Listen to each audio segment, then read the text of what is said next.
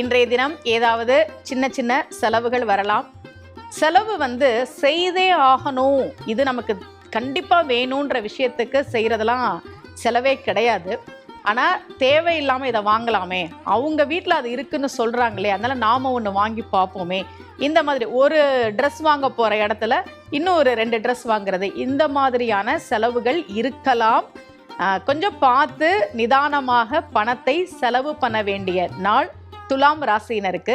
செலவே பண்ணாமலாம் இன்னைக்கு இருக்க முடியாது. ஏற்கனவே வர்ற வருமானம் செலவாகிட்டே இருக்குது, சேமிக்கவே முடியல, இந்த மாதிரி தான் நிறைய பேர் சொல்கிறாங்க. இன்றைய நாளில் நீங்கள் ஒரு பொருள் வாங்கும்போது இது உண்மையாகவே இது நமக்கு தேவையா, இது இல்லாமல் நம்மளால் இருக்க முடியுமா, இல்லை கொஞ்ச நாள் கழித்து வாங்கலாமா அப்படின்னு யோசித்து நிதானமாக இருங்க.